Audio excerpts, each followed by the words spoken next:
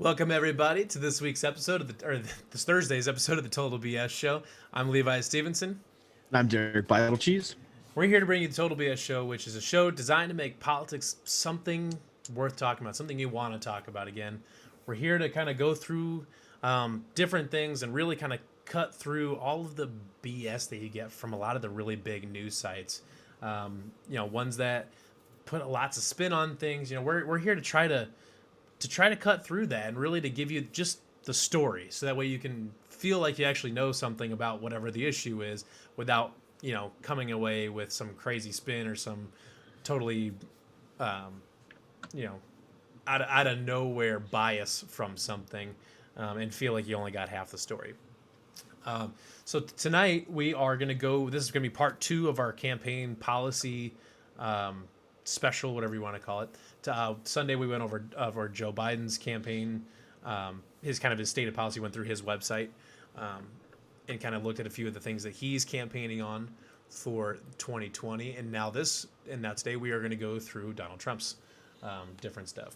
Now, going through and doing research for this, it was a little bit different than doing Joe Biden, because like Joe Biden's website is fairly succinct or I shouldn't say succinct, because we sort of going through everything found out that there's a lot of copy and pasting going on, and that their site is sort of set up to capture whatever identities that they can come up with. It's set up to pander to whatever group their tab is set up. So like the students one had things that students would care about. The first point in the what Biden's going to do with students tab is about the environment. It has nothing to do with students. So it was kind of a weird setup, but the stuff was it was easy to find his policy positions on his site, even if they were kind of mixed around and in kind of weird buckets of information. Whereas Donald Trump's campaign website doesn't really have as much of the second term agenda stuff, so much as it is talking about first term, what he's accomplished and things like that, and some about me type stuff. So we had to go other places to get his second term agenda, which there are some things that have that we know his stances on things, but we just haven't gotten it's just not listed on his site as kind of an official stance yet. So what we're going to go through is we found a good kind of a good roundup of the general direction of the Trump campaign for 2020 on Axios.com. It's a pretty reputable website, and they've done a good job of rounding things up as well. So we're going to go through that stuff. Derrick's going to kind of lead us down through there, and we're going to go through these kind of line by line, take a look at it, kind of peel some things apart that may be a little vague or maybe need some further explanation, whatever it is. And some things we probably will give, kind of our general opinion or perspective on. Just, you'll be able to tell when we're giving our opinion as opposed to when we're talking about, when we're just digging through facts as far as our interpretation of things. But we'll give you a little bit of mix of both, but we'll try to give you our best. We'll do our best to try to give you as many facts as we can before getting into our perspectives and our opinions. All right, so you ready to get this train moving? Let's get the train moving. So on Axios, which we'll go back and forth between, so you guys can see the article we're looking at here. So it's Axios.com. It's Trump's second term agenda. So we're going to kind of start at the top because they've got it kind of nice, and they've got some nice bullet points here that we'll start peeling through. Well, now I want to throw out there before we get started. So one thing actually is interesting. I just noticed that there is a 49-point wish list. We may have to go through some of those as well, just to. Yeah, all 49 aren't there. I counted all the bullets, but we're gonna go line by line. We're gonna go. Okay. We're gonna go. Well, I'm a stickler about that stuff. It has a 49-point plan. It's like 47. Hey, I only got 47 of these things. So before we get started, I don't want, for everybody out there, just be cognizant of the fact that since Trump is the current president, this is pretty typical for the sitting president. Right. They don't put out necessarily a very detailed plan for two reasons. Number one, they don't want their competition to go, I do all that stuff. And Right. they also don't want their competition to go, do none of that stuff, So, Right. and Obama did the same thing. Well, Bush did, and so on and so forth. incumbent presidents too are more likely to go back and say, well, this is what I've done, and Yeah. we're gonna build on that. So there's usually less specific policy standpoints, because if you have a it's new pretty candidate, they're introducing a whole new like direction for the government. Like, Yeah. so they have The to. incumbent is pretty much like, well, look at what I've been doing. Right. So like not like really Joe doing Biden better. is going to be more likely to have specific names for bills and things like that. Something that sounds good. It's a nice tagline, so that way people can remember, like, oh, Joe Biden's going to support the whatever bill or whatever. And it's got a very specific, catchy, well marketed name or something like that. Whereas Trump's just gonna be like, well, we did this. We're gonna try to build on this. So Right. that's why it's less structured than maybe Joe Biden's website is, as far as, or in less. Yeah, they pretty much have a bullet point list. Yeah, and less it is up what it is. front, and it's less theory. It's less dressed up. Where it's Yeah. like Joe Biden's website is, understandably, it's been gone through by people that know marketing, and advertising and things like that are trying to sell you a candidate. Just like, but whereas Trump is kind of less so trying to sell himself as a candidate so much as reinvigorating the people that voted for him in 2016, and maybe trying to capture a few votes, but incumbents don't go out of the way to capture new votes. They try to bolster the people that voted for them the first time, under the belief that if I can just get everybody that voted for me the first time to vote for me a second time, I should be good. Yeah. Yeah. Right. So let's get into this. Before we start, the first little category, I guess, is healthcare and coronavirus. Now, before we start to go down through these, it looks like there's 5 points in there, 6 points. I just want to point out, and I mentioned this last week, there's 4 things, and they relate to healthcare and coronavirus that Trump has done via executive order. They were just announced a couple weeks ago, I think. So I want to go down through these real quick, just so we could see if this kind of lines up with what he's saying he's going to do, if this kind of matches up with what you may or may not feel is the right direction. Number 1, providing payroll tax holiday for those earning under $100,000 per year until the end of the year. Now, keep in mind, employers pay payroll taxes, and the employee pays a portion of that tax. So that was an executive order that is already signed. Number 2, directing the Department of Housing and Urban Development, HHS, and CDC to make sure renters and owners can stay in their homes. So protection from eviction was the second executive order. I touched on this one last Sunday, taking action to provide $400 extra per week in expanded benefits, which is kind of what the Republicans have wanted from the start concerning the coronavirus and relief to people that are hurting. And the Democrats actually fought to block this. I don't understand why they would do that, but they have. It's almost when something like that, it's almost always just due to some specific language in the bill. It's like when Republicans tried to pass an interesting, actually kind of a gun control bill, when they were saying that if you're on the terrorism watch list, you can't buy a gun. It got turned down because the Democrats wanted to change it to the no-fly list, which we talked about a little bit on Sunday. So it's usually just some specific language in the bill, or maybe in this case, maybe a number. They would this was X amount. Yeah, this was because the House can't get their second wave of stimulus passed. So President Trump just said, okay, well, I'll just do the executive order myself. You guys can't figure it out. Get something. The fourth executive order was signing a directive providing relief to student loan borrowers. Now, something that I didn't know, and I don't think a lot of people knew because it didn't really get a lot of coverage, because most positive things that this administration does do not get a lot of coverage. Earlier in the year, it depends on what the things are. Positive coverage. Yeah. Earlier in the year, they slashed student loan rates to 0 for the remainder of the year, and I didn't. You're talking about for FAFSA type loans. I would imagine. I don't know. I don't know. Like federal student loans. No. Yeah, but I think it's loans that they already have out. It was for relief for student loans. Right, so but it'd be through federal loans. Like they can't just go to a private. They can't go to they can't go to a bank and be like, nope, can't charge interest. Yeah, correct. Okay. Yes. And interestingly enough, the the Democrats have actually legally began to battle all of these executive orders, like challenge these in court, which is really, really interesting to me. Like why anybody would want to challenge anything that helps the middle class, the working class, the American people. Especially because the Democratic Party has for a while now campaigned on the free college, the student loan forgiveness and things something like that. It's like, well, this executive order halts student loan interest. So yeah, so is that a step closer to I say it what feels you like, want? I mean, like it's not permanent and it's not what your like end goal is, but it's something. It's politically, it's because Donald Trump is the one that did it. To be honest, honestly, they're fighting it because it's a Republican did it. I mean, that's how policy works. Politics right now is petty. It's petty garbage or whatever. And people, Democrats will vote down a Republican bill just to say they did it, just because a Republican wrote it. Republicans will vote down a Democratic bill just because it's read by a Democrat. And it goes both ways. It's petty bullshit, is what it is.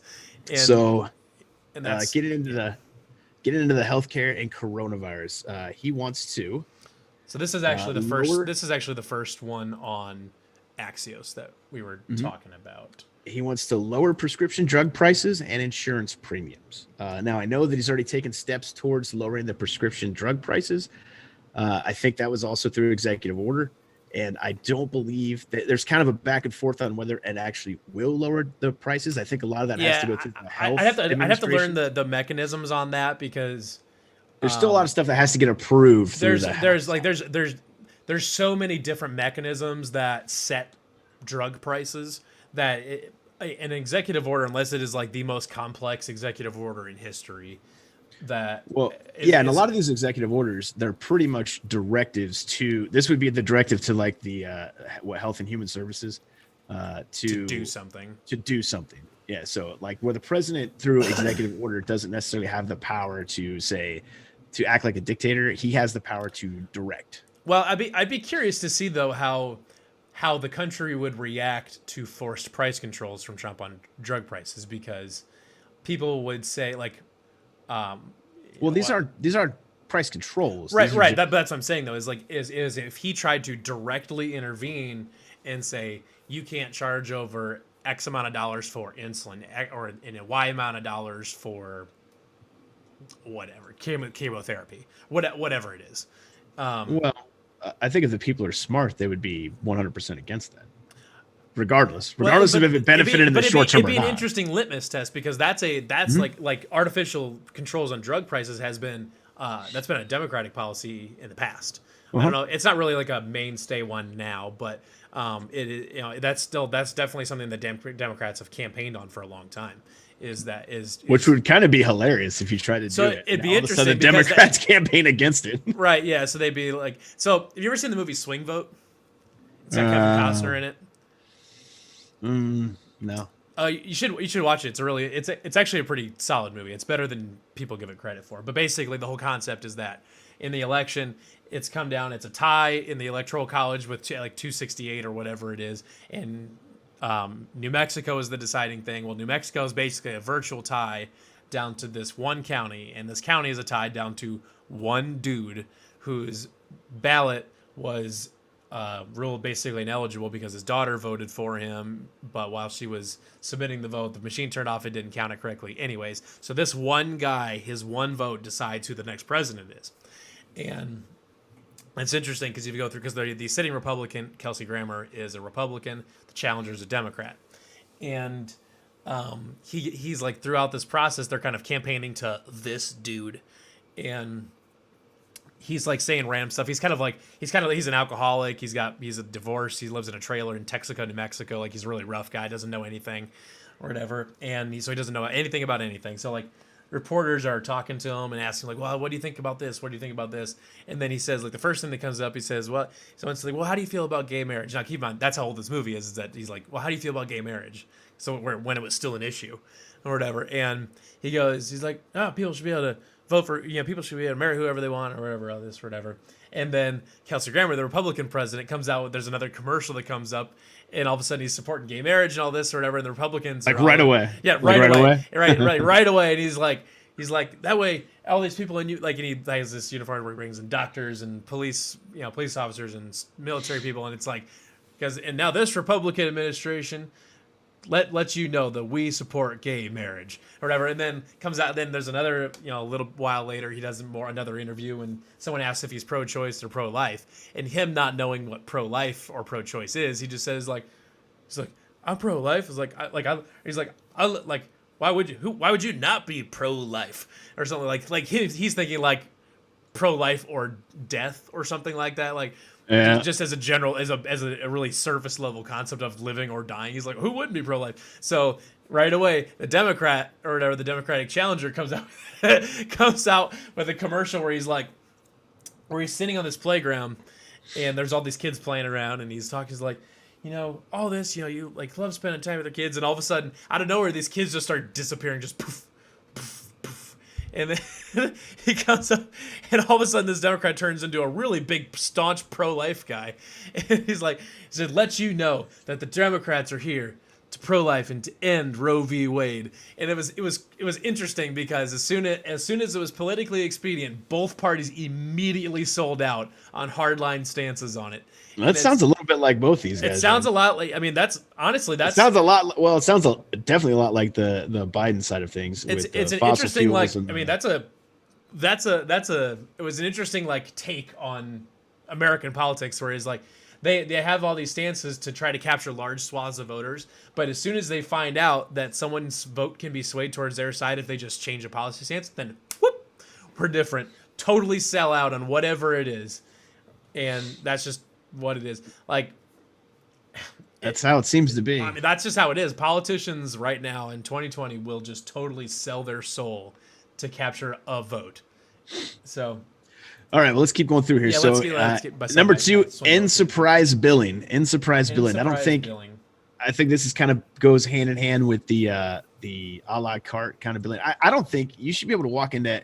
You should be able to know what your medical costs are up front. There shouldn't be any surprises. Like, look, if I'm going in for, I had ACL reconstruction, I should know what I have to pay for that, and that shouldn't be that difficult. Right. And develop. And that's part of that too is, I think I heard it explained once too, that like, if you go, you can tell the difference in the heavily regulated medical industries and the ones that are less regulated. Because like an X-ray, you can go to a lot of different places and get an X-ray, and you can go in and say, how much does this X-ray cost? And they'd be like, oh, give me 1 second. Oh, $100 or whatever it is. And you can know it up front because X-rays are not as regulated as a lot of other things because they're pretty quick and easy, and they're, I'll tell you what, I can go to the vet and tell you what it's going to cost to have surgery on my dog. Right. So why can't I go to the hospital and have them tell me what it's going to cost to, perform their services on me? Right. So that's why. So like the end surprise billing thing is interesting because there's a level of transparency there that will have to be there from hospitals from the beginning. So there's 2 directions this can go, because end surprise billing, you can either do one by fixing prices and saying a ACL reconstruction costs X amount of dollars, or you go the other direction where hospitals are now advertising their prices in order to... Well, they have to be in competition. Right, because they have to be in competition, so they have to advertise prices. So what other market? Do you go into a Burger King and a McDonald's and you don't know the prices and you get a burger, and then afterwards it's like, oh, by the way, it's $7. You're like, what the hell? Like, it's the only thing, it's the only industry in America that I can think of where you don't know how much it's going to cost you to do whatever it is you're going to do. And so after you already purchased the product. Would you buy cars like that? I mean, think about that at home, man. Would you buy anything like that? Anything? I wouldn't buy a bottle of pop like that. Like, no, like, whatever. That's going to be $500 for that 6-pack. Like, whoa, you can have this bag. Hold on. No return policy, but buddy. you can't return you can't return healthcare. So it's like, yeah, I can't return my ACL reconstructed knee. Rebel, just cut a slit in your knee and just rip your ACL and be like, take this back. You can take this back, man. I don't need that. Just throw your ACL at a doctor. Be like, I want my money. All right, so develop a vaccine by the end of 2020. Obviously, he's talking about the coronavirus. Now, this is obviously in work, and he's been very vocal on this. I feel he's the main opponents to this. The main opposition to this point is the end of 2022 fast? Is it can you get a good vaccine out by the end of, on such Yeah. on such a quick timeline? And that's And that's the main. the next step is it going to be voluntary, or are they going to try to mandate it? Now, Yeah, Virginia's a mandatory vaccine is going to be well, really. Virginia's already came out and said that in Virginia, if you're a Virginian, it's going to be mandated. And it's like, well, the government There's got to be doesn't some have the conditions on it, though. authority. They didn't they're not just going to have cops run around through neighborhoods with boxes. No, full of here's what vaccines and they'll just start do. stabbing people with it. Here's what they'll do. They'll tie it to your job, and they'll tie it to schools. Your kid can't go to school unless they have the vaccine. You can't go to work and have a job unless you have the vaccine. That's what they'll do. That's what they do all the time. So Trump has moved on the vaccine. He has moved on the being a little more kind of, I guess, pro coronavirus, not pro coronavirus, but pro. And I'd be curious to see where the vaccine comes from, because if you'll remember, there was a deal struck probably about a month ago now, where he struck a deal. Now you got to follow the money. He struck a deal with Pfizer like a month ago or something like that. That paid for, was it 100 million samples, or 100 million? It paid for 100 million doses of Pfizer's vaccine whenever it is available. So and the scary part, because vaccines you do not make a vaccine in months. They take years upon years of testing to be approved. So the scary part is, now to be approved is a key phrase there, because there's the FDA and stuff like that, where the approval process. Well, they have to test it. Is like they have to test it. Super bogged down and slow. They have to test it. You can't test long-term effects on a vaccine in less than a couple months. But the scary part politically is, what happens if a vaccine comes out that, honestly, in reality, Trump has nothing to do with the vaccine. He doesn't. No. He's not a doctor. He's not a scientist. He's not a biologist. He's not he doesn't do drugs. So if a drug comes out, it's not what he does. Now, a lot of people out there might disagree with that. I'd say that it's a funny way to phrase that. If a vaccine comes out, let's say a vaccine comes out in 2 years from now, people start having really bad reactions or side effects or results too.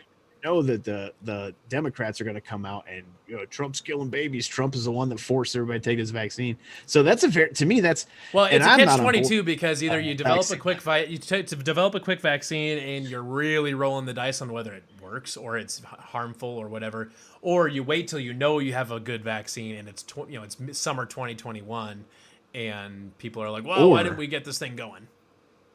Or you look at the statistics, the real numbers, and go, why are we making a vaccine for this? But either way, I digress. Yeah, so that's a different issue. Well, look at the numbers. Look at the numbers. It's not just look at the numbers. That's all I'm telling you at home. Go look at the real numbers. Make all critical medical supplies and treatments. Make all critical medical supplies and treatments in the U.S. So we just kind of got bit on this one. So that's we import a lot of our medical supplies. Yeah, we do. And that was one of the reasons. Manufacturing. That was one of the reasons that there was a problem with the masks at the beginning, is because we didn't have the manufacturing facilities here to really start pumping out masks until people started converting. We didn't. Well, and again, Trump was all over the converting local factories into manufacturing ventilators and manufacturing masks. He was all over that, like in the very beginning. Yep. The next one is stockpile for future pandemics. Yes. Another one that he has caught a lot of political flack on. He's taken a lot of political heat on that. Well, he wasn't ready for the pandemic. Well, that means that the administration before him didn't stockpile for future pandemics. Yeah, there was, because they tapped into the national stockpile to fight H1N1. And from what I've read, and this is something we can do more research on too, but that the stockpile may not have been totally resupplied after the H1N1 stuff. It wasn't. So the stockpile for future pandemics is, I'll be curious to see how that's structured. If it doesn't mean literally just make sure the current national stockpile is full, or does it mean expanding? Does it mean creating secondary and tertiary stockpiles? I'm curious to know the structure of that. Well, it'll probably be some combination of first of all, revisit the policy, see what it says, and update it. It will be create warehouses strategically across the country. I would imagine if it were me, that's what I would do. where they Yeah, put rotate one in supply. Texas and Florida and Tennessee and, And Minnesota, California, California. Yeah, and rotate your stock in and out with local hospitals. Probably create some sort of regulation to mandate that hospitals keep a larger stockpile on hand. To get through if something happens like this again, to sure. get through their first couple 30 days, 90 days, whatever it is, until those logistics keeps going, and that's a problem in the United States in general. We've never really been bitten on it yet. Sure. Yeah. I think the coronavirus was the first time we went to, our on-time logistics. 10, 15 years ago, 20 years ago, we went to on-time logistics, and for the most part, it's not really been a big problem. But when you have on-time logistics, if something happens to put kind of a little crimp in that supply line, it could create a big ripple. Mm-hmm. And then he is campaigning on, or he did campaign on, repealing and replacing the Affordable Care Act. Now, he did get the individual mandate taken out. That was unconstitutional. And he also promises to, whatever he does to replace, if he continues the repeal and replace, is to promise to cover all pre-existing conditions, which I feel from what I've read and seen, that's the big one that most Americans are concerned about. Yeah. So there's one thing, because there was a town hall the other night. I believe Joe Biden's town hall is actually happening right now. But Trump had a town hall the other night on ABC News, and they had a guy come in and fact check him, and then the fact checker showed up on CNN maybe or MSNBC, and one of the things they fact checked Trump on, that they said that he was lying on or something like that, was that he said in the town hall that he wanted to make sure that pre-existing conditions were covered and things like that. He was fact checked, and the fact checkers said that this was a lie because he is trying to repeal the Affordable Care Act, which already covers pre-existing conditions. And that's a problematic fact check, because just saying that he's trying to repeal something that has a line in it about covering pre-existing conditions does not mean that it can't be replaced. It doesn't mean it can't be replaced with a new program that also covers pre-existing conditions. So that's why it was a weird fact check, because it's not a fact. Just saying that he's trying to repeal something that has pre-existing conditions covered doesn't mean that a new program that he's not going to cover it. Right. That doesn't mean anything. Yeah. I mean it's two separate things. It's two totally separate things. Saying that, you can't say, when he says I want to cover pre-existing conditions, if you could, find some evidence that says he actually doesn't want to cover pre-existing conditions and he's just using it as a talking point, then go ahead and mark it as a lie. Then mark it as a lie, because it is. Or whatever. But basing that on he wants to repeal something that has pre-existing conditions covered that's not the same thing. I mean, you're not that's apples and oranges. Yeah, because the Affordable Care Act was a monster. It is a monster. It's huge. So pulling out probably one of the biggest things that the overwhelming majority of people care about, which is covering pre-existing conditions. I think we can all agree that, if you have insurance on a vehicle or a house, they don't come to your house and go, your house has got pre-existing conditions, so we can't cover it. Mm-hmm. Nobody wants to be in a situation where their health is going to dictate whether they can or can't get insurance. I think that's something that all Americans can agree on. But repealing and replacing the Affordable Care Act and creating something different that covers pre-existing conditions are two totally separate things. No, so this is just conjecture. Repeal and replace that was a campaign point for 2016. So yeah, we'll see. Because he got the individual mandate repealed, which was, that was the big fish for Republicans when they were trying to that sunk Obamacare. That sunk Obamacare. Yeah, then it's no longer Obamacare, and now it's just our healthcare system it was bad before this showed up, and now it's still bad or whatever. And they repealed. Well, it's even worse because they can't force people to buy insurance now. So the cost that Obamacare created now can't be supported. The system can't support itself now because people can't be forced to pay for insurance. The individual mandate was the signature the signature piece of the Affordable Care Act. So by repealing that individual mandate, sure, they didn't repeal and replace the whole thing, which I would argue probably should happen. That's my opinion, that they should repeal and replace something, but they had the opportunity to this last term, and they didn't. So I'm hesitant to mark that as a plus or as a positive in the Trump column or whatever, just because that was something that was campaigned last time, and it didn't happen.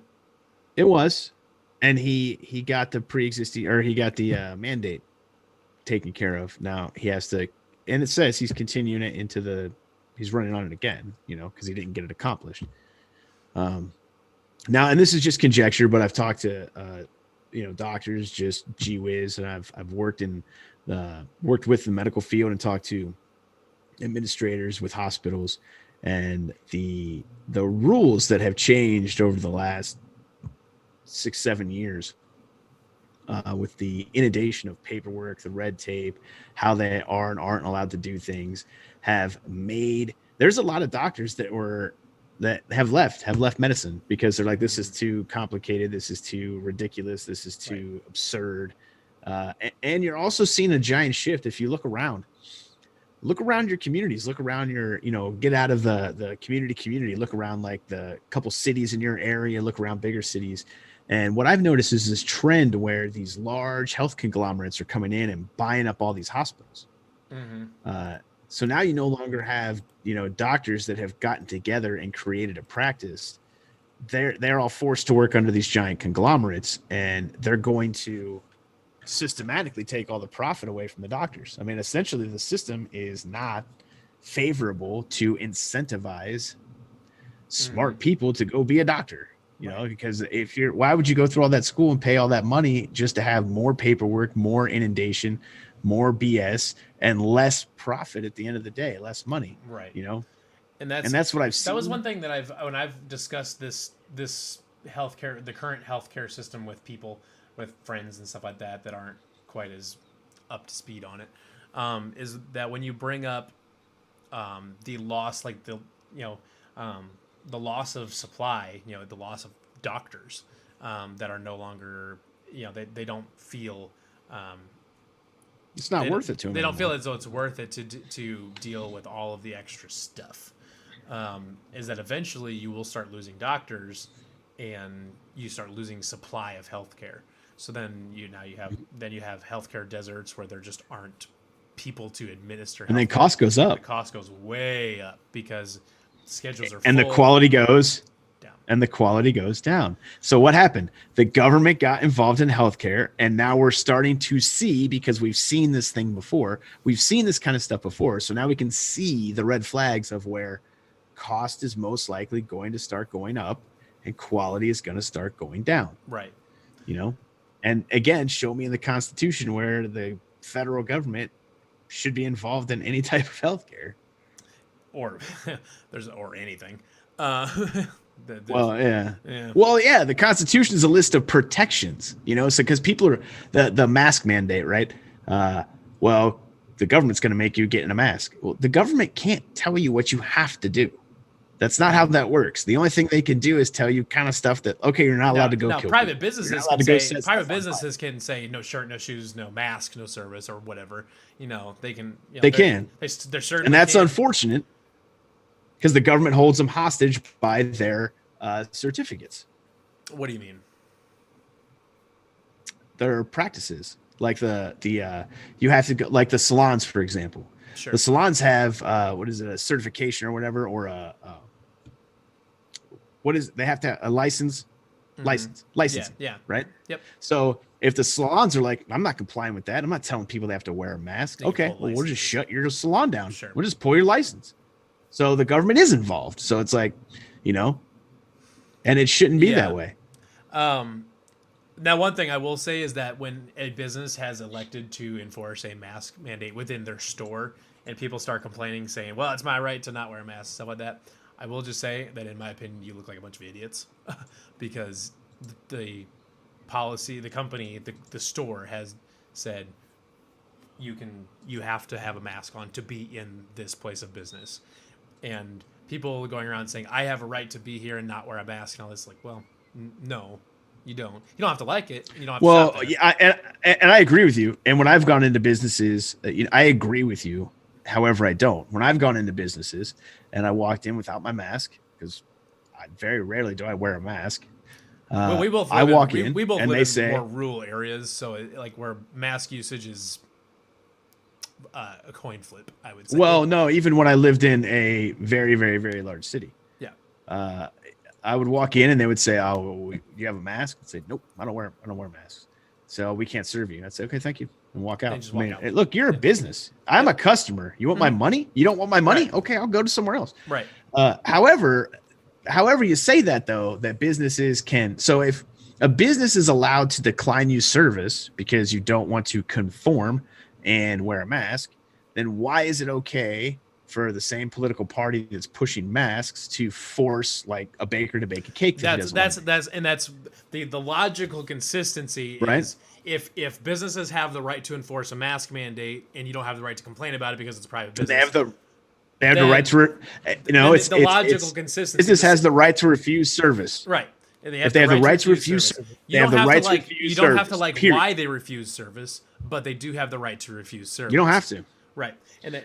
If and a honestly, business you might has not. the right to refuse service, then they have the right to refuse service. If you period. think, you know, if a baker, you know, won't make a gay wedding cake, or a business is going to make you wear a mask to shop there or whatever it is, and you don't like it, don't shop there. And you might think it's for a horrible reason. That's fine, but throwing a temper tantrum in the store only makes you look like the asshole. And Yeah, and it seems like the same political party that was throwing a temper tantrum because a cake wasn't getting baked is when now there was an calling adequate people- supply is of now calling bakers people is assholes now because- saying yeah. you have to abide by a mask mandate. There's a because logical, the store said so. and it goes both ways though too. Where it was the people that were saying, well, the gay baker, the gay baker should be allowed to not bake a gay wedding cake, and then going in and freaking out in stores that have mask mandates. Or it goes both ways. There's a lot of hypocrisy there, but the It logical does. path, You just have to look at the logical path. There's what happened first. You have to be logically consistent. You either have to say, Mm-hmm. you know, businesses should not be allowed to force a mask mandate, and the baker should be forced to bake the gay wedding cake, or the baker should not be forced to bake the gay wedding cake, and a business should be allowed to enforce a mask mandate. They're the exact same. They're the Right. same You exact either logical support conclusions. it or you don't. Either businesses can do what they want or they can't. You have to pick one. You can't just say, Right. well, the baker can't do this because, you know, I support gay rights, so I want to make sure that anybody that wants a gay wedding cake can go to the baker and get any baker they want and get their cake. But if you but businesses should be, you know, allowed. But businesses, if they enforce a mask mandate and you don't like it, well, that's too bad. I believe that one of their reasonings, and this will get you. I believe that one of their reasonings to force or to punish the baker for not baking the cake, or to force them to bake the cake, was that the connection of, as soon as a company elects to not be a private company, meaning have members, as soon as they elect to be a public company that interacts with the public, now they all of a sudden have inherently signed up for some sort of a social contract with said public. Therefore, they cannot refuse any service to any member of the public for any reason. Okay, well, good. I'm glad you said that, because Walmart, Lowe's, all these big box stores are public companies. They deal with the public. So when I walk in, guess what? You can't make me wear a mask and you can't deny me service. Yeah. So either you're with it or you're not with it. But this subjectivity of like what we elect to throw fits about and elect to virtue signal about and elect to feel entitled about is ridiculous. It's what it is. To go back to my swing vote story or whatever, is that people, when it becomes politicians and people, when it is politically expedient for them to do so, will completely sell out on their principles to get what they want. And that's what it is. There's no political integrity at all. politicians all the way down to average Joes, there's an epidemic or a severe shortage of political integrity and logical consistency. Is you either have to support freedom or you say we need to be able to lock down rules, and it's one or the other. Yep. And everybody loves it again, and I'm gonna beat this dead horse. Everybody loves it when it's their team, when it's not their team, yep, all of a sudden, yep. Which goes back to my people will sell their soul to make about, sure that they're on the winning team. They absolutely will. Bullet point 1: lower prescription drug prices, and you mentioned price controls.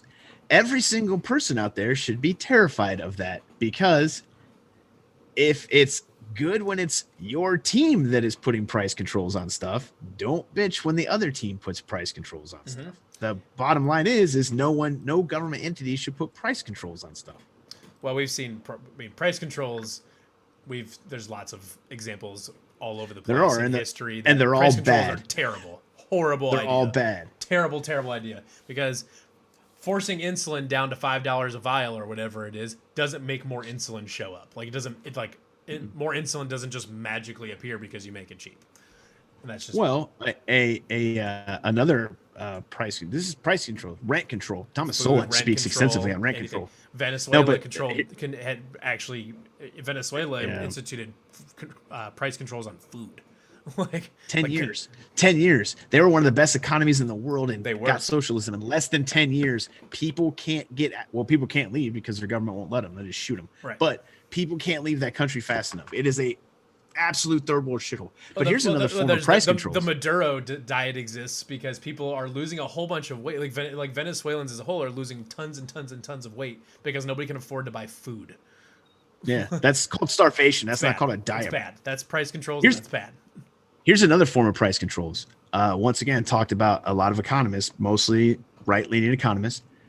When you raise tax rates, very often you lower tax revenue because people find more ways to find deductions, and and that's you also tax fewer people, and that too. But that kind of gets into an interesting talk when you talk about rent control, as far as people, rent control especially in areas that are being gentrified, where gentrification is such a weird topic because there's a lot of different effects that go kind of both ways on that thing.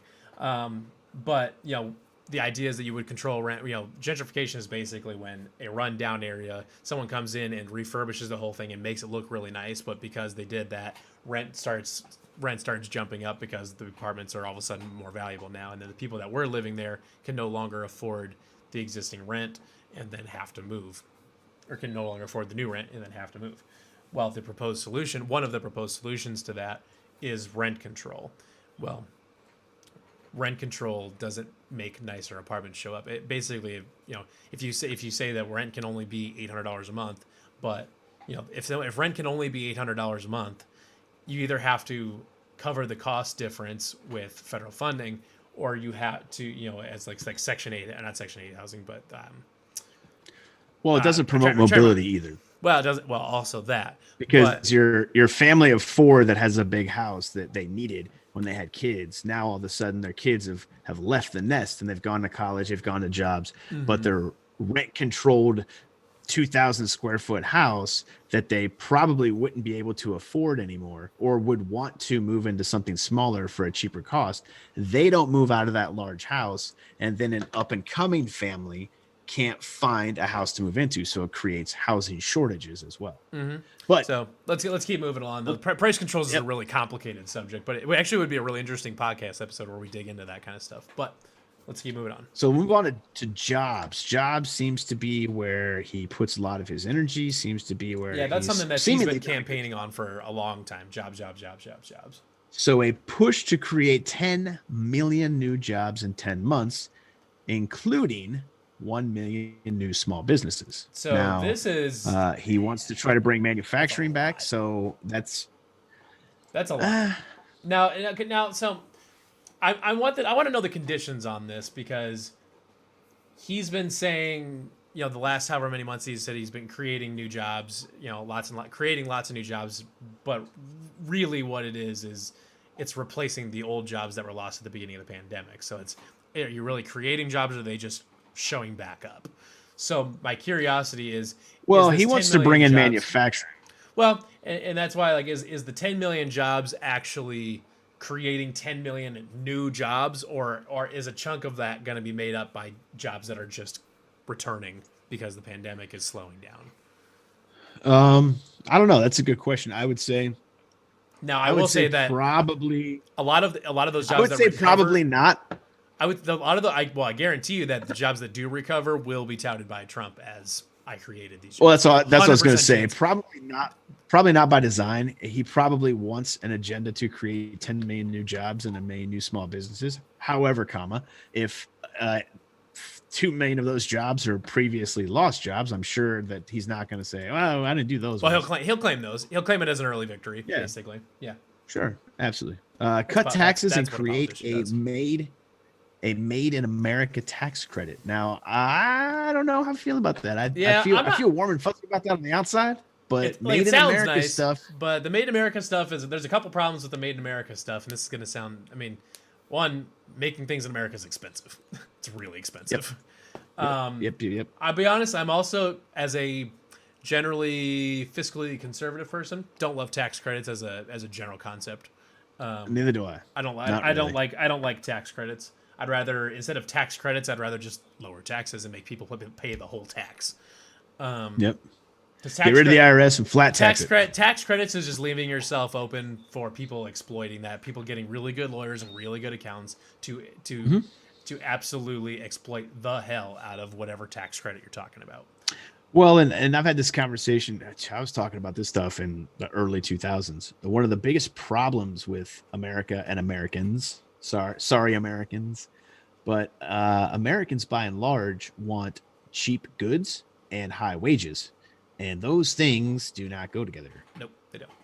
You can't have super cheap goods and services and super high wages, because the people producing said goods and services that everybody wants to be so cheap are not going to get high wages. Mm-hmm. And the people who are getting high wages do not have a resultant of cheap goods and services.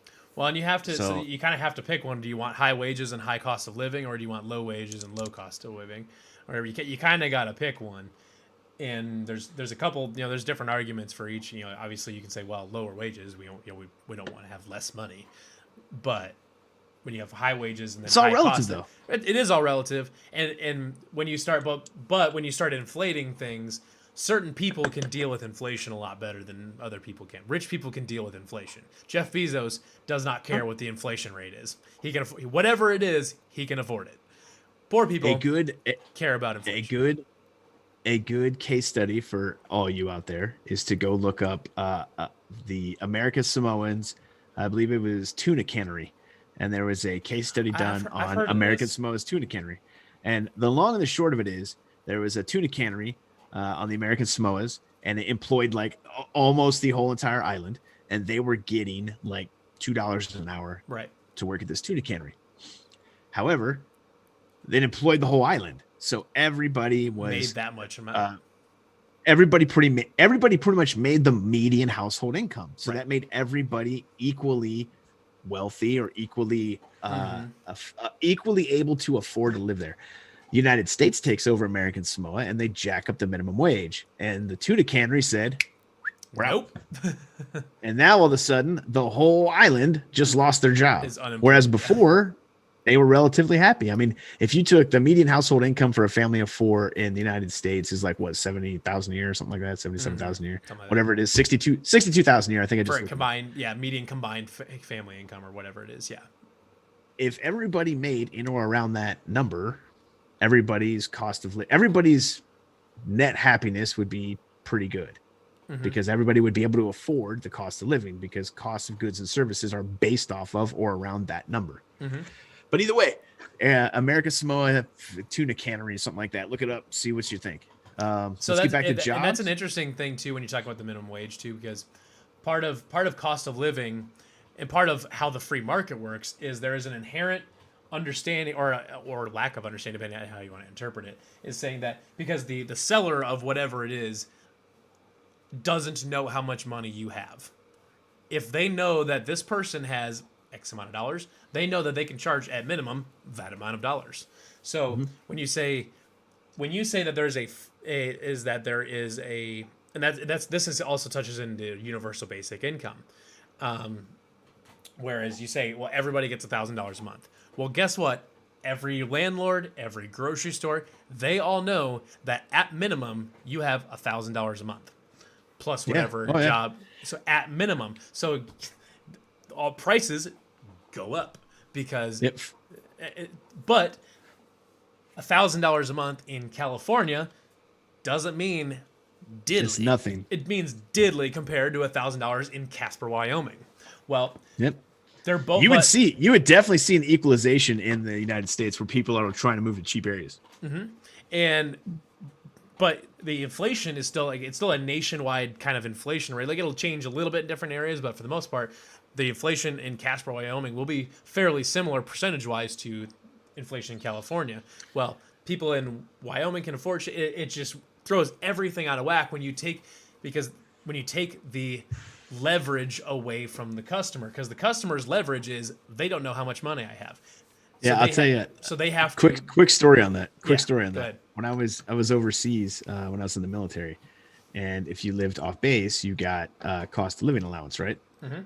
When you went to move off base in the area I was in, you didn't deal with locals as your landlord. You dealt with an agent. Okay, an agent was like the go-between between the landlord and the GI, the military person. Sure.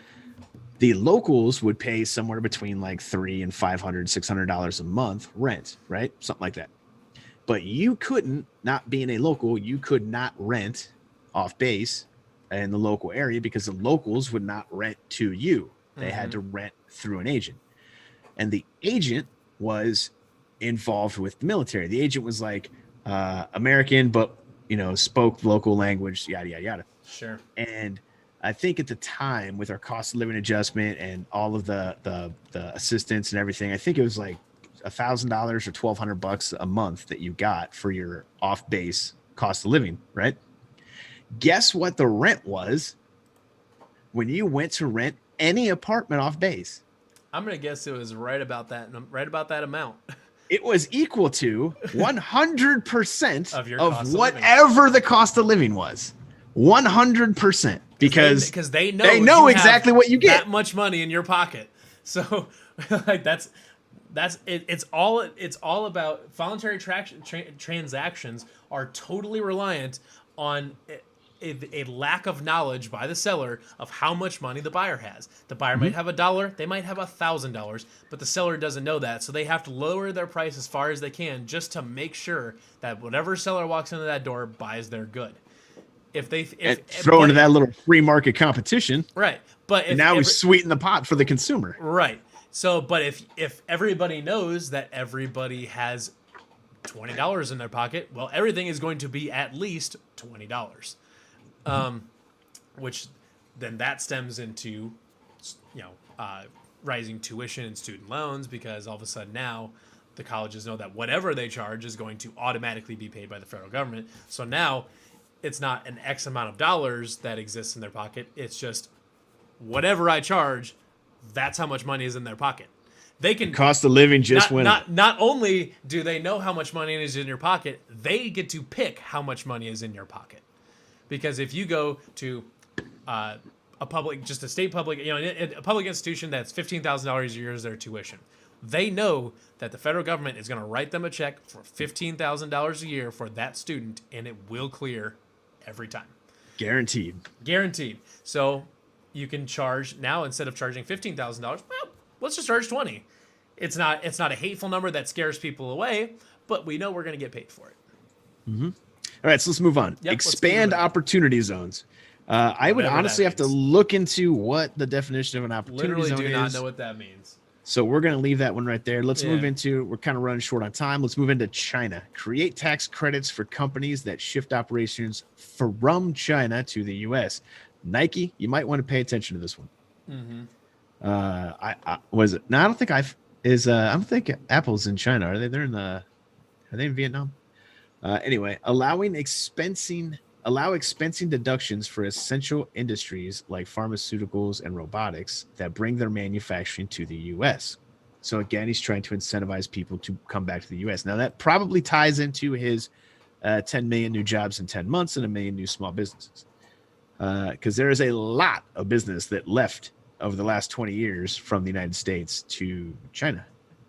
Okay, so no federal contracts. I did figure out what opportunity zone is. So an opportunity zone is a designation investment program which was created in 2017 during that tax cut, which is basically they can take lower income areas and designate them to have different tax advantages and for allowing opening up different buckets of money for more investment. Okay, in my opinion, that's a great thing. That's a great thing. I'll have to look into what. I mean, that's a really that's a 10,000 foot level of what it is. So I'll have to look into it because there's another one here. There's an article from the New York Times that showed up where it says that is going to incentivize Trump tax to help poorer communities became a windfall for the rich. So there may be some other factors. Well, they're probably going to go into how rich people own companies. We all know that rich people are now incentivized to put their companies into poorer neighborhoods and thus be able to pay less labor, less on less of a labor rate. And all this, but less of a labor rate too. Yeah. So, anyways, I'm sure. So there's more research to be done there, and I will do some follow up research for the next episode. No federal contracts for companies who outsource to China. That's a big one. If you're trying to get people to get out of China, I like that one a lot more than the first two. Again, don't love tax credits. 2, don't like expensing. I don't like deductions. Yeah, I don't like when they mess around. But we have to acknowledge that is the way that the business world works. I don't like it either. I don't like tax, because if you open the door for tax influence, then you just eventually get taken advantage by people that know the rules, you know. So and whatever, rich it turns people can into afford better lawyers and better accountants that know how to move money around to hit all of those deductions, every single one of them. The only way to make any sort of taxation more fair, the most fairer in the country is to get rid of all the deductions and loopholes. So being rich and being able to afford lawyers and accountants doesn't even matter. Doesn't matter. Yep. Get rid of all the loopholes, get rid of all the deductions, just get rid of it all. So let's keep moving on. Education provides school choice to every child in America. Now, this is something that has been... That is the only bullet point in that section. I don't really know what else he would do. I think there's a lot more moving parts in education, but I don't think there's anything that... I don't think anything is very high level. I think that's a pretty high level bullet point, and that's a pretty big political point. There's one side really likes school choice, the other side does not. The school choice thing is it's not a new issue, but as being a more mainstream issue, it's fairly new in the last couple elections, as far as really pushing charter schools and things like that. And from a lot of things I've read and seen, it seems to be pretty popular in more poor neighborhoods. Yeah, it is. And actually, I was thinking, I'll have to find it for, as a follow-up, that there was a study that shows that charter schools in poor areas of New York City, Manhattan, do a lot better than the public schools in those same low-income areas. Because I was thinking it was the study. I'll have to find it to get the specific number. Well, but I believe charter what it schools... was is that the charter schools... The wait list to get into the charter schools in New York was about 75,000 kids, and that if all of those were accepted, that the public school system would lose $1 billion in funding. Well, do charter schools have to abide by the same rules and regulations and curriculum that the public schools do? Okay, so that's probably it, because and that's another topic. Public schools probably really fear that political control loss. Well, that's another issue that's worth talking about too. Is the standards that public schools get held up to and why they can be really damaging, like standardized testing, which we know is garbage and it's terrible. We know that standardized testing is just about the worst way you can possibly use to determine if a kid is no child left behind. Right. Yeah. No child left behind. Oh my God.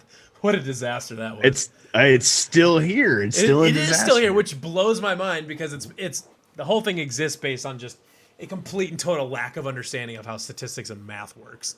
Of how humans work. Right. Well, I mean, the whole it's saying if you're in the bottom 15% of schools, then you could lose funding and all sorts of stuff or whatever. Well, somebody's got to be in the bottom 15%. Huh? Yeah. There's always somebody in the bottom 15%. So for everybody who advocates for the poor, poverty is a category. not a person. Someone is always going to be poor because Yeah. we're always going to stratify people. There's always going to be a 1%. There will always be like the poverty line in the United States could be $100,000 a year in today's money, and there's still people. There'll still be poor people. Yeah, there's still be poor people. Like in comparison, I mean, like the 99th percent or whatever, the 99th percentile of earners could be $100,000, but they are still the lowest 1% of earners, no matter what it is. Yeah, and it's just it's all dependent on the context. But anyways, so let's move on. Drain the swamp. He wants to pass congressional term limits. Pass congressional term limits and expose Washington's money trail and delegate powers. Okay, so drain the swamp, I have mixed feelings on. As a general concept, great. In practice, has been wildly unsuccessful. Well, it's wildly unsuccessful because the swamp is thick and deep. So they're not going to go around telling on each other. Well, and so the problem with draining the swamp is that because the swamp would theoretically, is supposedly the majority, you have to convince the swamp to vote to drain itself, which is a really complex issue. Well, the people have to understand what he's trying to do and put pressure, an enormous amount of pressure on. So, like past congressional term limits would effectively drain the swamp. If you can only be there for 10 years, guess what? I heard a week ago I was 100% in on term limits, and I'm probably still leaning term limits. But I've heard good arguments recently against term limits, because if there, when eventually in every seat at some point, a congressperson will show up and be really good at their job, and why should they not be allowed to stay and continue to be really good at their job, especially if they're like overwhelmingly popular? Because their job has been taken out of context. And you want me to give you another example? Great example. The first base I was at when I was in the military was a base where is the day you showed up to that base, you knew what day you were leaving. Everybody rotated in, rotated out, rotated in, rotated out. Well, it's not really get as much done as you can. It's that when you get there, the base operates on the rules and regulations of the military, whatever those are at the time, much like Congress would have to actually abide by the rules and regulations of Congress. When I left that base, it was an overseas base. When I left that base and came stateside bases had a problem in that when people got there, they could stay there almost indefinitely. So you had a lot of people that were at these stateside bases that were 15-year, 17-year, 20-year people, and they've never been to a different base. The overseas base, if you were single, you were there for 2 years. If you were married, you were there for 3 years. I think maybe 4, but I think 3. And you knew when you were leaving. So the only thing you had to fall back on was the rules and the regulations. What are the rules and regulations? Mm-hmm. The stateside bases, I can't tell you how many times I heard this. And to this day, I want to smack the taste out of people's mouths when I hear it. Well, this is the way we've always done it. That's a horrible. Oh my God. There is no explanation for why something is the way it is that I hate more than it just is, because that's the way we've always done it. This is the way we've always. So I think the worst possible answer. I think that's the biggest difference is in Congress now. You have people like Joe Biden's been in Congress for 41 years. He's been in Congress for my whole entire lifetime. He was in Congress before Ronald Reagan was president. Nancy, a lot of these people have been in Congress for decades, and they have fallen back to this. This is the way it's always been. This is the way we've always done it. And it's like Chuck Grassley's been in there for ever. You cannot progress a system and make it better. You can't make a system better or adapt a system or update a system as long as you have the people that control the system in there that are afraid of change and have this mentality of, oh, this is the way we've always done it. And that's why I don't fully agree with term limits, but that's why I pretty much agree with term limits. You would get rid of that mentality. Term limits exist so that you don't have guys like Chuck Grassley who have been in Congress continuously without any sort of break in there since 1975. That's insane. Chuck Grassley, he was a representative from 1975 to 1981, and has been, and then upped his office to senator, and has represented Iowa's 3rd district as a senator since 1981. Continuously. Has never been voted out of office. Now, he's won, like most any election he's in, he wins by a landslide. He's wildly popular in his district. But, I mean, when you get guys like that have been in there, like, he's been in there 10 years longer than some Congress people have been alive. Like, that's no matter, like, I don't care how good Chuck Grassley is at his job. Well, you got to keep in mind too that these people are public servants. This is not like I'm going down to GM so I can get a retirement. Mm-hmm. No, you're there to be a public servant, to do a job and move on with life. This is not a career. It was never designed to be a career choice. So I'm going to go be a House member for 55 years. Put it this way: Chuck Grassley got to Congress when he would have been. He's 87 years old now. He's been in Congress since 1975, so that puts him at 45 years in Congress. So he's been in Congress more than half of his life as an 87-year-old. Blows my mind. Crazy. Blows my mind. Like I said, I don't care. Chuck Grassley could be the greatest politician mankind has ever seen. But if you are in politics and you are in office for 47 years, that's problematic. 45 years, I say 45 years. That is way too long. Well, and you got to think about you got to just think about humans in general. Like when these people get to this age, what's their energy level? What's their care level? How much does Chuck Grassley give a shit at this point? Yeah, can you just coasting it out? Let me see. Let me look up when Joe Biden got. I think it's 41 years he's been in politics. Joe Biden, federal level. Let's see here. I'm pretty sure he was a senator in like the 80s. So he was in the United States Senator from Delaware from January 3rd, 1973 to January 15th, 2009. He's been in Congress longer than Chuck Grassley. Yeah. Like he beat Chuck Grassley to office by 2 years. The only reason he got out of the Senate was because he became vice president. So he's been in the federal government since 1973. What? That's crazy. It's crazy. He's been in there long enough that he was part of some of the civil rights acts. Like, yeah. Like, it blows. Like, if you are like,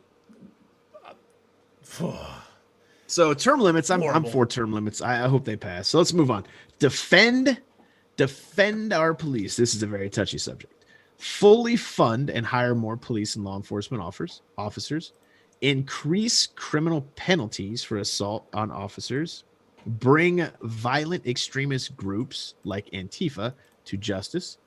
And end cashless bail. Okay, so this section here, I'll be honest. I'm going to be very honest here. This is going to be a section Donald Trump is going to lose on big time. I would say he's going to lose big time. I think he is. A lot of people that let me explain why I'm there. So, if the first fully fund, I don't know what fully fund means. What are they funding? Is it just making sure they've got enough money to buy whatever gear they need? Is it training? Well, they were talking about fully funding was referring to training, social training. Because the first thing, if he wants to have a chance of winning on this issue at the national scale, he has to first and foremost advertise the shit out of funding training as much as possible. That's what they were talking about. They were talking about how to deal with hiring more cops isn't going to be anything that anybody's not like. Nobody's like, oh yeah, awesome, more cops, or whatever. It's like, but are the cops being trained? That's like the whole issue here. That's what they talked about. Now I don't know if that's what they're going to follow up on, but from the stuff that I've heard, if that is what they're going to do, then this is a very poor marketing job by their campaign staff, because that is the one thing that every single person wants to hear. If he hears we are going to fund the shit out of training for police officers, every single good training MRAPs and rocket launchers for everybody. RPG training. But as far as like de-escalation training, if they say we are going to fund the hell out of this, that is a way that you can capture a lot of votes, saying we're not going to try to defund the police. We're not going to totally restructure departments, but we are going to make sure that they have training in de-escalation and nonviolent intervention. I don't whatever the terms are for it, but de-escalation would be a big one. If you see, we're going to dump tons of money into de-escalation training. That one phrase will ring a lot of bells. Sure. Now the counter to that would be. Go ahead. The counter to that would be, and they have talked about that, but the counter to that would be, why do we need de-escalation training for regular stops? I mean, we've come to a point in America where it's not about regular stops; it's about the irregular stops. But the regular stops turn irregular. There's a lot of stops where people feel entitled to, okay, I broke the law, but I feel entitled to, I'm not going to get punished today, and I'm not going to get arrested today simply because I don't feel like it. Well, here's the thing: if you want to fight cops and put weapons out on the cops, purely from an election standpoint, if you say we're going to put money into de-escalation training, people will like to hear that phrase. Sure, and it's not written here, no, but that from what I've heard on videos, that's what they're talking. That's more specifically what they're talking. If that's what they're talking about, they need to market it better. Increase criminal penalties for assault on officers. I mean, I guess you can't assault a police officer. Dude. I mean, you can't do it. The penalties are already pretty stiff. Obviously not, because people keep doing it. Well, everybody murder. You can be sentenced to death for murdering, but that doesn't stop people from murdering. I mean, there's right. But what? I'm not a believer that increasing penalties really does that much to actually curb crime. Like, I mean, you can make theft punishable by death, but that's not going to stop death. That's not going to stop theft. No, I agree with you. I totally agree with you on that. But obviously there's a lot of cases out there where people assault police officers and nothing happens to them. Like nothing. That does happen. If it is, it's rare. If it does, it's very rare. I mean, because the penalty for assaulting a police officer, regardless of what the situation was, if you assault a police officer, you're going to go to jail, and it's not going to be for a short amount of time. That one feels like lip service to me. I don't think there's any substance there with increasing criminal penalties for assault on officers. That's to your point. Like, how far do you really take it, and does it do any good? Right. I agree. To me, that's energizing the thin blue line people. Well, yeah, he's trying to get the police unions, which he's gotten quite a few. That's been an interesting development because police unions for a long time have voted hard left. And he's gotten quite a lot of support from the police unions. So bring violent extremist groups like Antifa to justice. This one, if you're gonna say, like, I like it on its face. Antifa is tricky because it's not as organized as a lot of other types of groups where it's not like Black Lives Matter has a website and they've got people that we know that that are organizers for Black Lives Matter, people that run that organization because it's a nonprofit. It's actually registered as a nonprofit, things like that. Whereas Antifa is just kind of a thing. Antifa's got a website too, man. Like an official website. I don't believe that. You don't believe it? Not like a this is the Antifa website. Here's our event calendar. Like, that's not how Antifa works. I mean, like, as a general concept, I like the idea of going after Antifa or people that are violent extremist groups. No matter which way, if you find a violent white supremacist group, they fall under the same thing. Bring them to justice. They are organized somehow, so. I don't know, and that's the somehow is the kicker there because I don't think a lot of people know how exactly Antifa is organized or what level they are organized, or if it's just people that show up and want to start stuff, or whatever, and they just call themselves Antifa, like people you had every time that something there was a while there that like every time. An IED went off in Iraq or Afghanistan. Every single bad thing that happened to the United States, wherever like ISIS or Al Qaeda would claim and say, "Yep, we did it," or whatever. Just say that even if the person had nothing to do with it, they'll just claim it just to say, "Well, it's part of this," or whatever. So like, are people just going out there and burning down a store and just saying they're part of Antifa, or are they actually part of whatever level of organization Antifa has? Cashless bail. Um, I don't. I don't know. I don't. Well, cashless bail is essentially, how we've pretty much functioned up until, I don't know, recently, I guess, is you're detained when you're arrested and you're charged, you're detained, and until you post cash bail is like a placeholder for you coming back to Sure. court. Yep. You post cash bail to get yourself out of detainment, or detention is what they call it, I guess. Sure.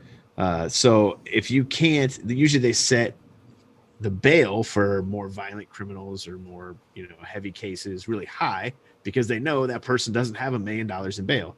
Now, I'm pretty positive how bail works is if your bail is at $1 million, you don't have to post $1 million. You have to post a percentage of. Right. Cashless bail is you don't have to have any cash. So I guess, I looked up credit. Well, I looked up a couple of these cases. Like here's one in New York. There was a bank robber that was arrested for allegedly robbing 4 banks, but because of the state's new cashless bail law, he was set free within 5 hours of his release. He was reported to have struck again, robbing more banks. So cashless bail, he wants to end when criminals go to jail and they're being charged with a crime. He wants to end their ability to walk right out the jail. It's like, so if you're for law and order, if you're for support of, if you're anti-crime, you would want to end cashless bail. Now, if you're not, if you really kind of don't care, if you don't think it's that big of a deal, or you're, Well, I think I would assume that the counter argument would be that like poorer people can't afford cash bail. Yeah, if you want to lean on well, sure. Absolutely. So people are going to say, well, that's racist because, maybe poor people or black people or people in minority communities can't afford bail, or maybe their bail is set too high, or maybe there's some sort of difference in how the judges are setting bail between minorities and non-minorities. I mean, there's a whole plethora of angles you could take on that. Again, I tend to lean towards, if you don't want to be in a situation where you might not be able to post bail, you probably should make sure that you don't either commit a crime or do something that gets you named in a committed crime. Mm-hmm. The less the less interactions you have with the police, the better off in life you will typically be. Mm-hmm. So, okay, so let's go to the next one. Immigration is the next bullet point. Immigration. Block undocumented immigrants from becoming eligible for welfare and healthcare benefits. I'm in. I'm in too. I can't say I can't. I don't. I'll be honest. I'll be honest. Like, I don't have a lot to contribute to that from an objective standpoint necessarily, but subjectively, I like that. I don't know who would disagree with that. Mandatory deportation for non-citizen gang members. Again, I don't see anybody that would disagree with that. End sanctuary cities. I'm fine with that. Sanctuary cities is kind of a weird. It's kind of a weird thing. It's kind of it's been somewhat undefined or a gray area, so it's been hard to kind of come down on them. But and when you kind of try to connect all these dots or tie all these things together, sanctuary cities, no deportation for non-citizen gang members, no blockage for undocumented immigrants from becoming eligible for welfare. The fact that they're counting all these undocumented citizens in the census, thus increasing voting power. I mean, you start to put all these things together that we've learned over the past couple of weeks, and it kind of paints a really interesting picture. The bullet point about requiring new immigrants to support themselves financially is interesting. On its face, I like it. Curious to see what the requirement. What does it mean to support themselves financially? Does that just mean? I don't know. Does that mean that they are just restricted from getting welfare, or does it mean that they have to meet a certain threshold of income? Or I'd be curious to see what the restrictions are involved with that, because if it's you have to meet a certain level of success, then that's problematic. But if you say, yeah, but is it though? It is because wages and living expenses disappear. That's not what they said. They just said support themselves. So here's another interesting point. A lot of people in America, a lot of Americans like to point over to the European model of doing whatever. And they like to point over to these. They like to cherry pick, right? So I think there's there's a country over there. I'm sure there's many, but there's one. I think it's Sweden. I think so. If somebody can research that if they want to, but I think it's Sweden. Anyway, one of the countries over there, or more, multiple. Probably Sweden. Sweden does for you to be a citizen over there. For you to become a citizen over there, you have to have a job that brings you into the country. Or guess what? No citizenship. On top of that, you have to pay taxes into the country. You have to pay taxes. I think it was when I read this, which was a while ago, you have to pay taxes for upwards of 10 years before you are eligible for a dime of help. So required immigrants support themselves financially. It depends if that's kind of what they're looking at as an example. I could see it. I don't want to say that I disagree with it. I gotta see specifics on this to see, because if it's just that they have to say, well, your family you're just not eligible for welfare benefits. Then I like that, where he's saying like you're not eligible for this. You don't have to meet a certain minimum threshold. No. I don't think they would do that. That's a bad idea. Yeah. But I'm sorry, I misunderstood you when you said that before. saying like you don't set a number. Say, well, you have to be able to make $40,000 a year, or you can't be here. That's a bad standard, wherever. But if you say you are just not eligible for welfare, or for some sort of welfare with some benefit or whatever. Now that I can get on board with. They could be pointing in a direction of you have to show proof of employment. Like if you're correct me if I'm wrong, but if you're on a student visa, you have to actually be a student. Yeah, you have to prove that you're a student. Or they're like, and you have to renew it. I don't know if it's every year or not, but you're not a student, so bye-bye. No. So yeah, because if you come into the country and you're not in the system, you're not drawing support off the system, but you also can't prove that you're financially responsible, that could also lead to drug sales, gang affiliation, a lot of like criminal activity, a lot of bad things. So I could kind of see that. I now have to see exactly a little more detail about what that is, but on its face, I wouldn't say that I would be against that. I would have to see more. I wouldn't say I would be for it either, because like I said, I would have to see more. Sure. I definitely need more details on that one. So the next innovation. I like this. I like this section. It's kind of an interesting one because there's like some kind of more out there stuff that's. It looks interesting. Establish permanent man presence on the moon and send the first man mission to Mars. I'm in, man. I love space. I love the idea of space exploration. If we want to make that our new thing that we focus on, I'm in. Space Force, baby. The last time, it's fun. The Space Force is really interesting because everyone laughed at it because it's kind of got a cheesy name, but actually, that the Space Force as a concept had been in the works for a long time. Well, yeah, there's a space program that's affiliated with the Air Force, and it's actually something that really probably needed to happen, because as we are starting to get closer to people colonizing in space, that it's actually like space law as far as how it works on there, as far as how it works off Earth, is actually a really important thing. It's not important right now. 20 years, 30 years down the road, it's going to be a lot more important. But it was interesting because everyone kind of laughed at it, like, what the hell, or whatever. Like, why?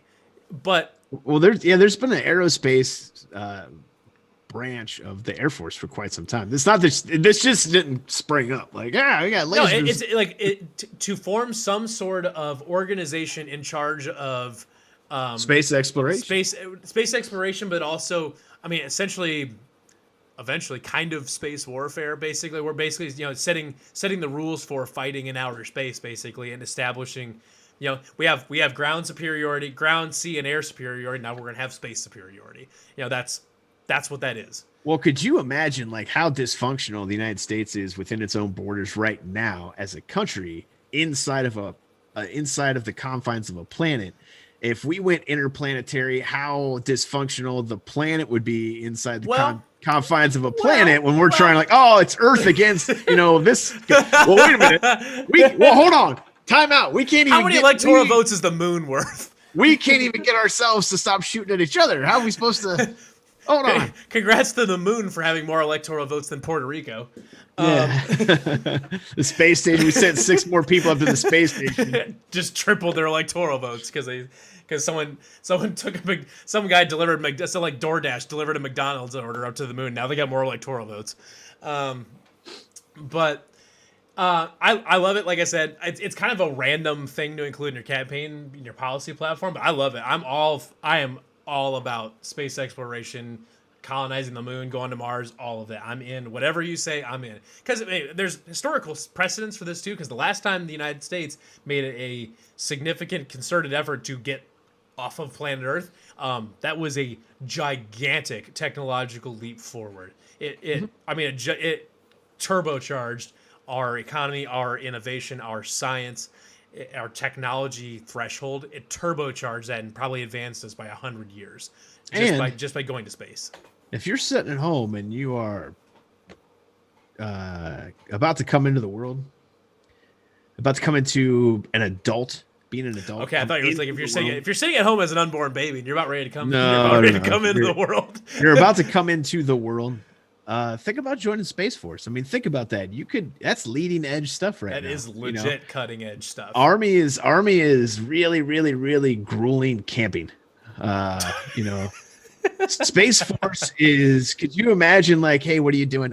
We went and we camped. I had to carry an 80-pound tent and a 50-pound gun across some rocky terrain. This reminds me of the Negro quote where Schmidt is sending Nick to the airport to pick up Cece's mom, and he's like, I don't know if I can do it, man. He's like, why do I always get the complicated stuff? He's like, you're going to pick up someone in the airport in a car, not going to space in a canoe.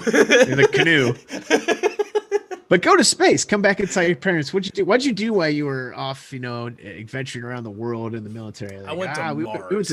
We went to space. We went to space. I went to the moon. like a weekend trip. So let's move on. That's gotta be. It's like that is the coolest. That's easily now the coolest branch of the military to get into. It has to be. I tell you what. If I was a youngster again, Space Force. Right. It would be Space Force, right? And I guarantee. I'm in. Because no matter what you do, first of all, and for those of you that don't know how this works, the new cool toys get the most money. Yes, they do. So the Army budget and the Marine budget is like that big. Yeah. The Navy budget's like bigger, and the Air Force budget's like huge. Yeah. And now the Space Force about budget, to get a big old pile of money. It's like way up there.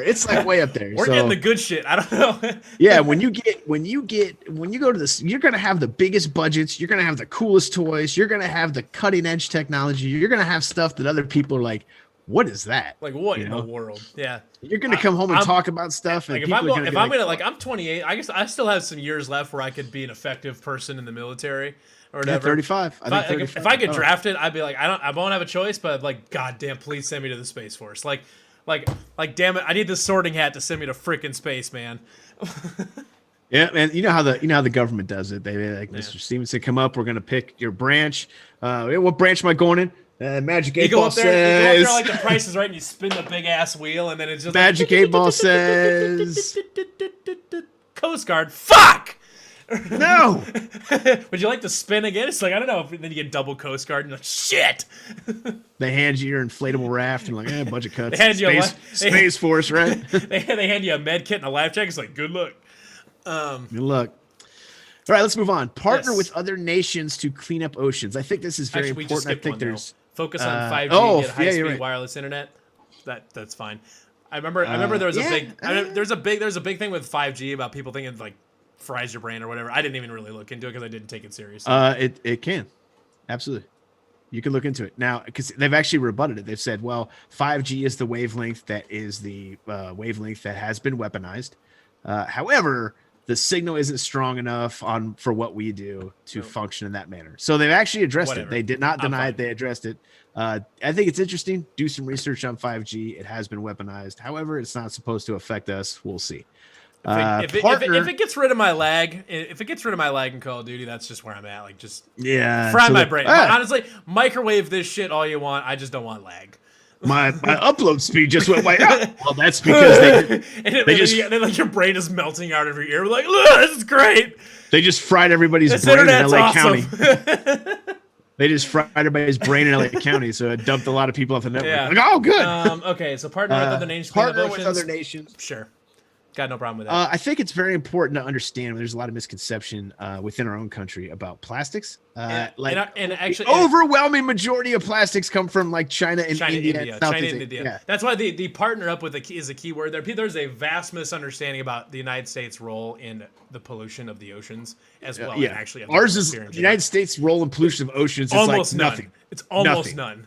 China and India just dump everything. Like there's like if you go look at like the rivers in India, like it's just poop and trash that's floating down the river, and people are like swimming in it. Go get like a 12-pack of Capri Suns and drink them all, and then throw them in the river, and you've doubled our pollution in the oceans. Yeah, basically. So what this is really saying is Trump wants to force China and India to stop polluting the damn oceans. Quit being an asshole. Really kind of what that's partner up means. We're going to make them stop. Big fan. Okay. So now we've got our our last section here, the America First foreign policy. Bring the troops home. Bring troops home. Now he's been doing this. As a general concept, I like it. Now it's got to be done correctly because Obama brought the troops home, but then ISIS popped up. So, no. Well, hold on. Let's address that. Obama said he was bringing troops out of, I believe it was Iraq. Well, and that was true. And everybody announced it. He said, I'm bringing troops home. And I was like, dope. No. Go back and listen to what he said. He was bringing troops. He was getting troops out of Iraq. And everybody assumed he meant bringing them home. And then he took them and moved them into Afghanistan. I can tell you that that's a fact because those are the years I was in the military. So another thing with bringing the troops home, or with what you said, is. But either way, it is still inarguable that moving those troops created the power vacuum, which allowed ISIS to. No. You got to do your research into that. Really? We created ISIS. Right. The United States created ISIS. It wasn't a power vacuum. We created ISIS to fight Syria. ISIS was a branch of I believe the Free Syrian Army. I'd have to look this up again. Yeah. There's a video. It's about 7 minutes long that explains all the Syrian conflict in great detail.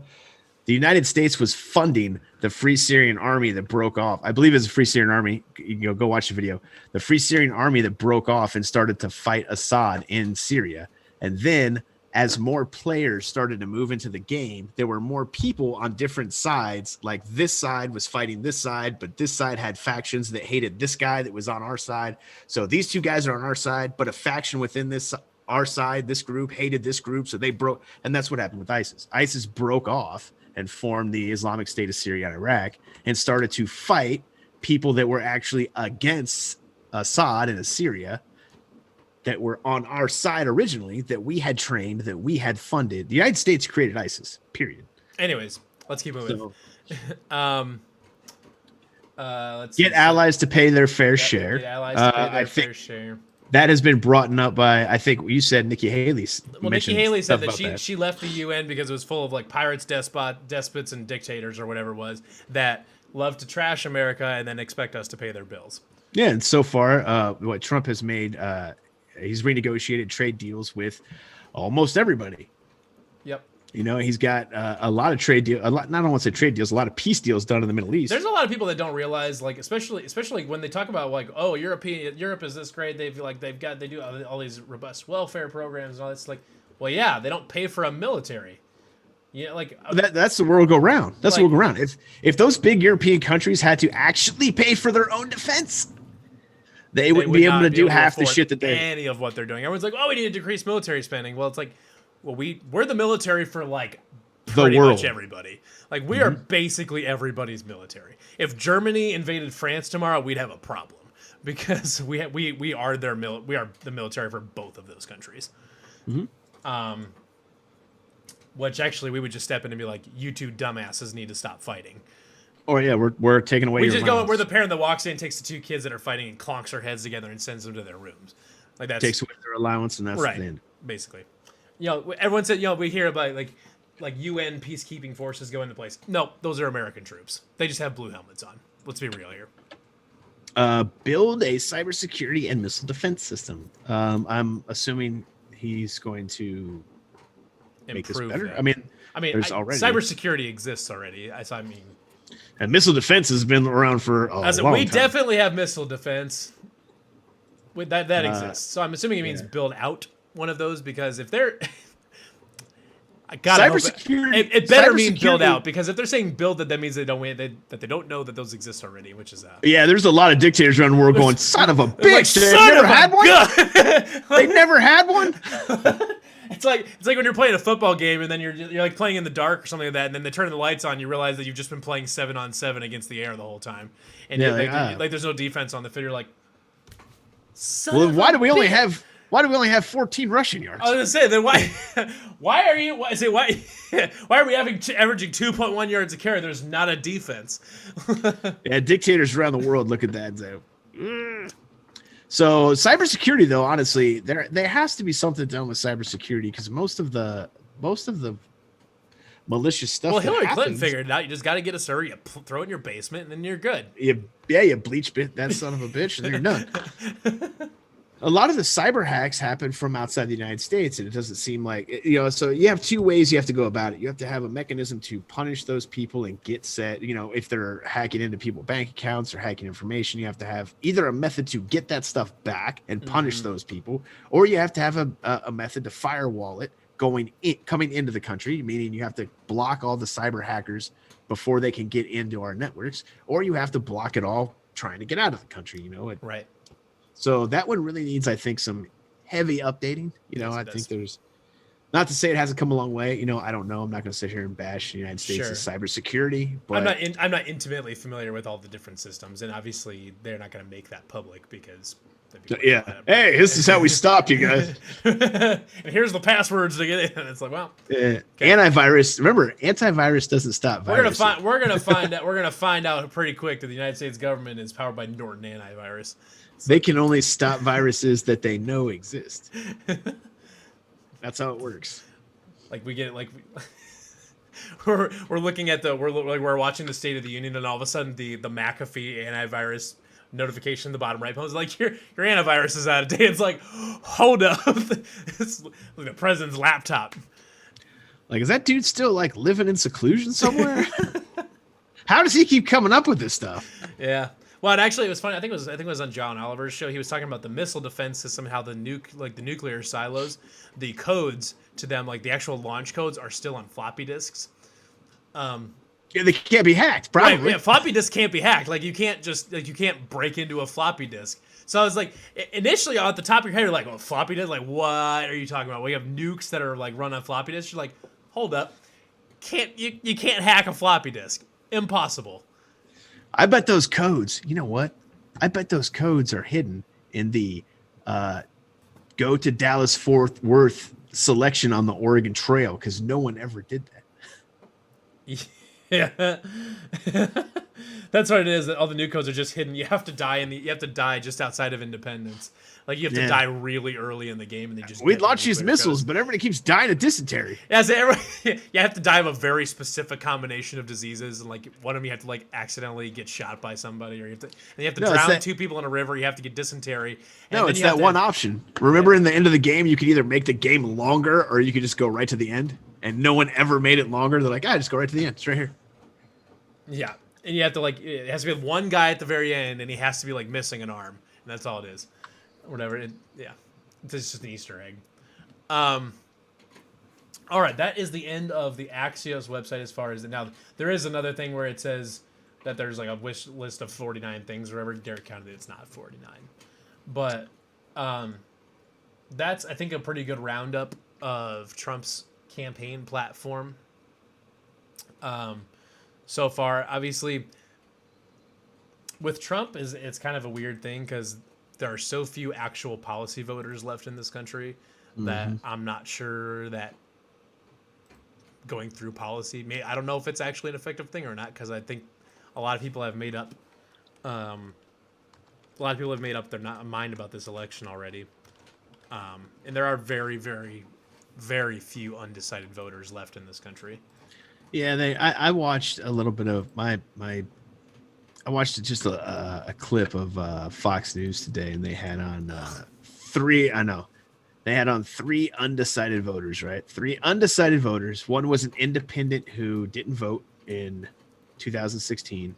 One was a Democrat who voted for Hillary in 2016. One was a Democrat who voted for Hillary in 2016. I was like, okay, so this is pretty fair and balanced. And they say, well, oh, we're undecided. And then they just went on to say how they weren't going to vote for Trump and still said they're undecided. I was like, oh, I don't think you guys understand the definition of undecided. Yeah.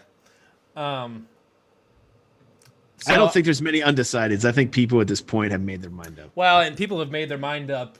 We're presenting policies because people have made their mind up, but almost assuredly not because of policy. And I know I am, and I'm pretty sure you are. I'm a staunch policy voter. I genuinely do not care who the nominee is. If I agree with their policies, I'll vote for them. I honestly think there should be no campaigning. Or no campaigning. There should be no parties. I think there should be a list of 4 people that are designated A, B, C, D, and they have to put forth their policies, and they're taken back behind stage in a little darkened out room with a voice modulator, and they are asked questions. And I'm serious. That's the only way to do it. And you're just like, I don't know who this guy is. These are the policies. This is what's up, and you vote for him, and you're done. There you go.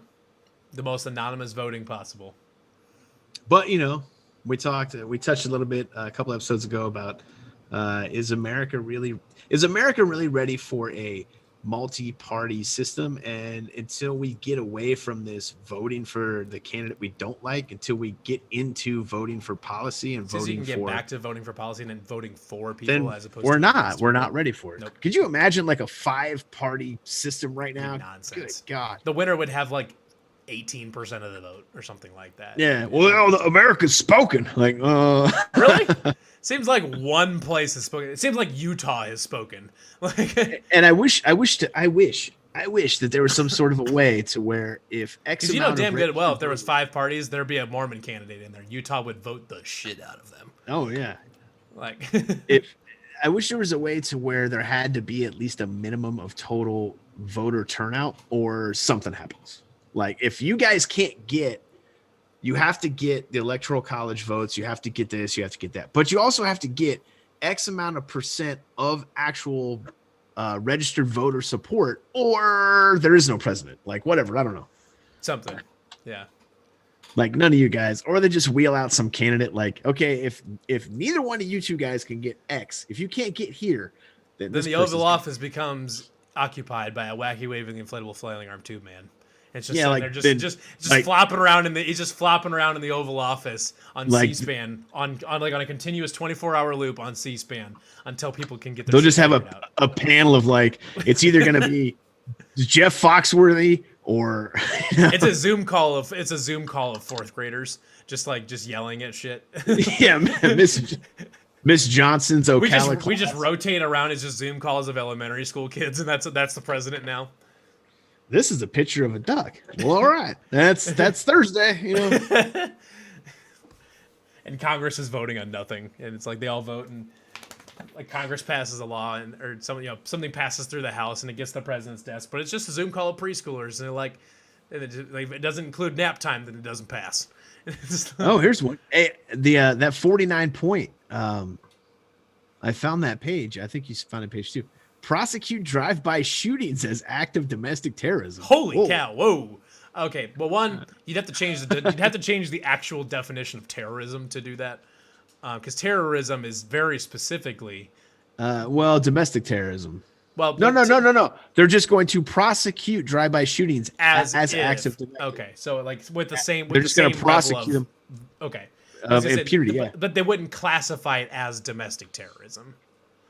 No, they're not classifying it. They're prosecuting acts. Because you couldn't. Because terrorism is very specifically for political gain.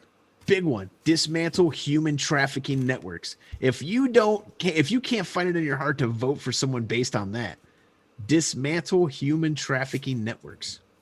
Which is already in the works. Which is already in the works. He's done. Statistically has done more to combat human trafficking than most of the recent presidents. So I'd be curious to see what the details are on that. But I think we're ready to wrap her up. Call her a night. Yeah. We've been going for almost 2 hours now, so. Yeah, we kind of went down through it. Yeah. We'll be back. We'll be back again Sunday, 8 p.m. Central, 9 p.m. Eastern. This has been the Total BS Show, and remember, everybody, Do your own research, question everything, trust nothing. And until next time, everything is total BS.